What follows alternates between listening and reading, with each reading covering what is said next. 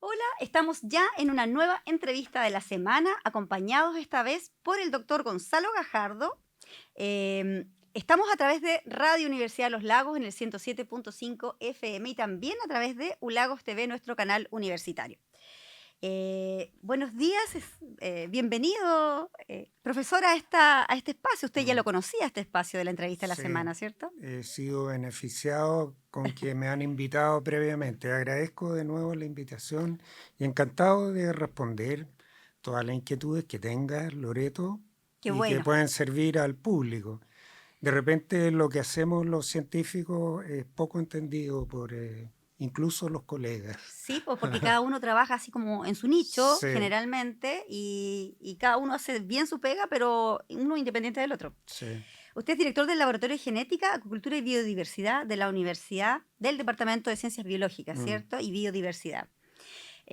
Profesor, ¿cuánto tiempo lleva en la universidad usted? Primero, ¿qué eh, estudió para hacer un Ya, contexto? ya. Yo llegué a la universidad en la época que era Instituto Profesional de El Osorno. IPO. O sea, yo no diría que soy un dinosaurio, pero conozco la historia del IPO, de la universidad, y bueno, simplemente me gustaría decir que he sido testigo de todo el crecimiento que ha tenido la universidad, la incorporación de nuevos Ujú. académicos, nuevas carreras, etcétera. Así que estoy contento con la evolución de la universidad. Es bueno, eso lo notan los académicos nuevos cuando llegan también, que ustedes tienen todo el bagaje de lo que ha transitado la Sí, institución para llegar a lo que ellos llegan hoy día a conocer. sí. Quizás sería bueno indicar que producto del trabajo que uno ha hecho, nosotros hemos consolidado un laboratorio bastante interesante en términos de equipamiento, facilidades, etcétera. Y hemos colaborado con varios investigadores que de repente necesitan de nuestro apoyo. Claro, ¿cuánto ¿Ya? tiempo tiene ese laboratorio, el laboratorio de genética? Mira, se formó después que yo volví, yo llegué aquí a la universidad en la época del IPO y me fui a hacer una estadía postdoctoral en Gran Bretaña. Y llegué y había que construir algo. Y afortunadamente me conseguí un par de salas de clase que están acá, eran en esa Ujú. época, y las conseguí a cambio de que me pusieron como director de asuntos académicos, que es el equivalente a la vicerrectoría Académica. académica hoy día. Entonces, pucha, yo dije, ¿Es si, ahora o nunca? si voy a, sí, si voy a estar cumpliendo labores administrativas, necesito ciertas facilidades para desarrollarme que hacer una vez que termine en esta función. Ujú. Y lo hizo bien porque creó este laboratorio que sigue Sí, vigente hasta el día de hoy, que como usted dice, se ha ido sí. nutriendo. Los años que han pasado ha podido desarrollarse haciendo investigación, haciendo contactos y también vinculación con otras instituciones. Mira, es importante que los colegas o la gente que escuche sepa que nosotros equipamos este laboratorio Ujú. con proyectos internacionales, Claro, ¿ya? ahí llegan recursos para... Claro, por ejemplo, primero yo tuve unos proyectos de la Comunidad Europea, después tuvimos unos proyectos que se llaman Darwin Initiative, que son británicos, del gobierno británico, y también nos aportaron equipos. Y lo último que tuvimos fue participar en un proyecto con investigadores chilenos y japoneses. japoneses, ¿ya?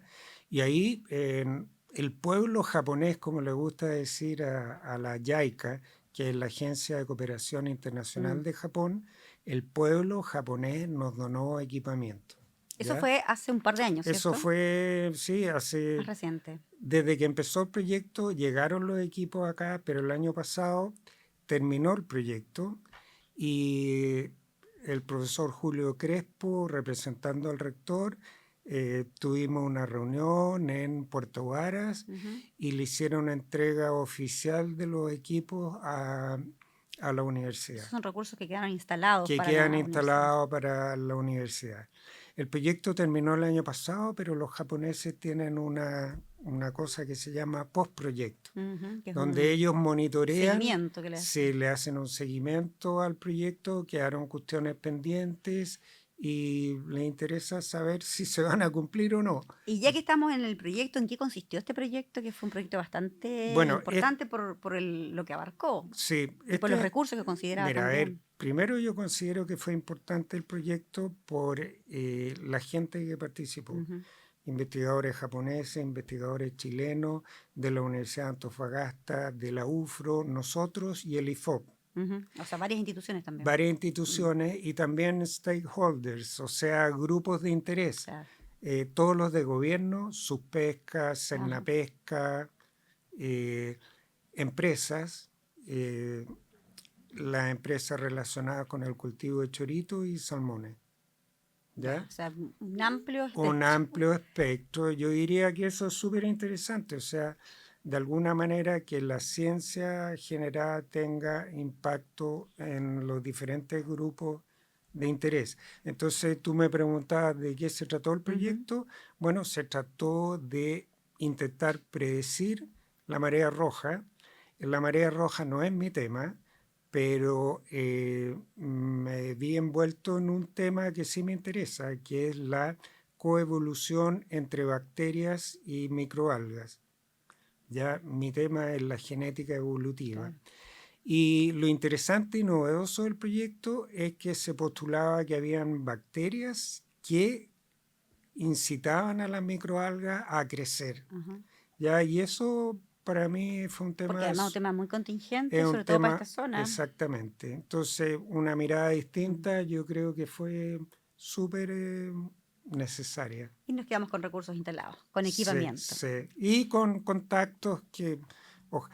curiosamente, a propósito de la venida de estos japoneses, ellos estaban interesados en el aire, Por la contaminación que ellos también tienen sí, allá, sí. y bueno, de alguna manera los puse en contacto con colegas de la universidad que siguieron trabajando con algunos de ellos, ¿ya? O sea, es siempre fructífero. O sea, yo diría que si este tipo de proyectos internacionales, las interacciones, al final no sirven solamente para uno, sino que con una mirada amplia se pueden beneficiar otros actores. Pero el tema suyo, sin duda, es la artemia. Sí, Vamos a conversar ahora un poquito y nos va a contar ya, qué es la artemia, cuál es su utilidad, sí. dónde se encuentra, por ejemplo. Sí, mira, Artemia es un crustáceo pequeño que vive en ambientes hipersalinos. O sea, yo defino ambientes hipersalinos que tienen salinidad 10 veces por sobre la concentración de sal del mar. Perfecto. Entonces hay ambientes hipersalinos en el Salar de Atacama y también en la Patagonia, en Laguna Amarga, eh, en las Torres del Paine y en Laguna Cisnes en Porvenir, Perfecto. ¿ya? Y bueno, la situación en el sur es totalmente diferente a la del norte. El norte es un desierto con condiciones climáticas muy especiales y en el sur es diferente. Curiosamente, en ambos lugares se producen lagunas hipersalinas. ¿Cuál es la característica que tiene que tener el clima para que haya lagunas hipersalinas? La tasa de evaporación del agua tiene que ser superior a la pluviosidad. Ya. ¿Ya? Y curiosamente en las Torres Paine se produce eso. Y en el Pero norte también. y en el norte con mayor razón. Pero en el sur hay una especie diferente de la que hay en el norte. ¿Este crustáceo para qué sirve o cuál es su Mira, utilidad? los científicos siempre nos interesa tener un material de trabajo que nos permita avanzar en el conocimiento básico de ciertos problemas. Y estas artemias son extremófilos que resisten a cualquier condición ambiental. Particularmente viven en ambientes hipersalinos porque ahí no tienen competidores. Y te voy a contar que la artemia es una dieta viva de mucha importancia para el cultivo de peces marinos. Ya. Entonces, te quería decir que alguna gente puede pensar, ¿y qué hace este individuo trabajando en las Torres del Paine o en el En los ambientes salar? hipersalinos, Claro, ¿y qué importancia tiene para la universidad? Bueno, tiene esa importancia, acuícola, alimentos. alimento para los peces marinos que se cultivan. Aquí hay colegas en el Departamento de Acuicultura que cultivan congrio, merluza, otros pescados y tienen que darle artemia, ¿ya? Pero para mí, ¿cuál es la importancia de artemia? Que es un organismo adaptado a condiciones extremas. Y eso es un tema de investigación súper importante.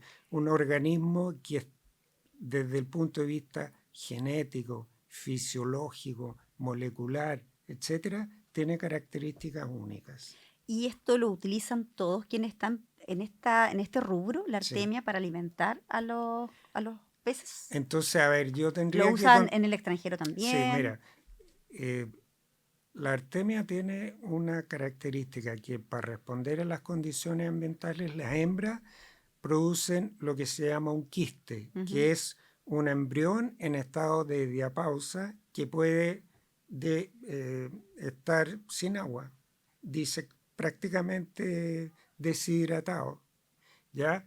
Y estos quistes tienen una propiedad que son muy resistentes a todas las condiciones ambientales. Entonces, cuando las hembras perciben que el ambiente va a cambiar y se va a poner peligroso, producen quistes en vez de producir un nauplio, una especie de larvita que sale como larva, ¿ya? Entonces, los quistes de artemia son la moneda de cambio para un multimillonario en dólares, una multimillonaria industria, ¿ya? Que es vender quistes. ¿Eso se hace desde lo que se extrae acá en Chile?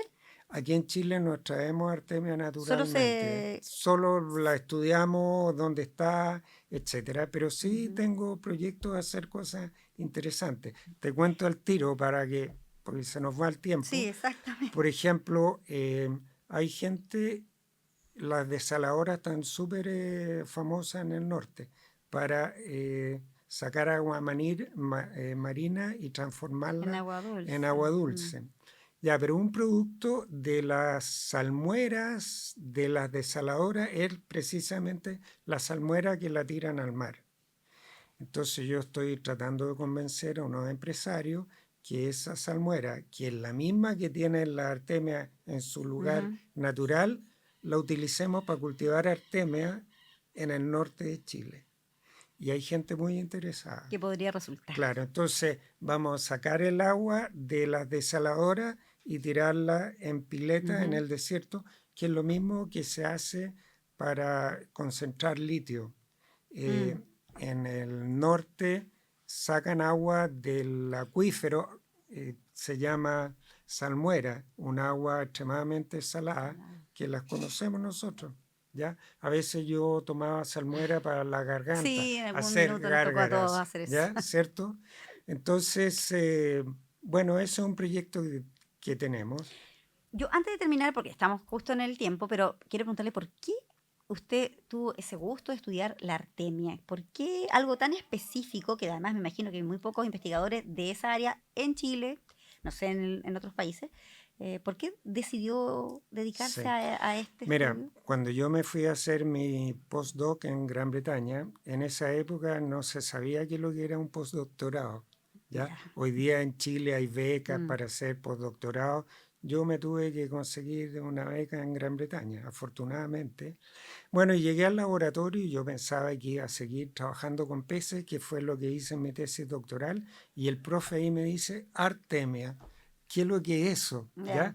Y me mandó al laboratorio belga, que son los reyes de la artemia, y ahí aprendí mucho y me di cuenta que tenía posibilidades.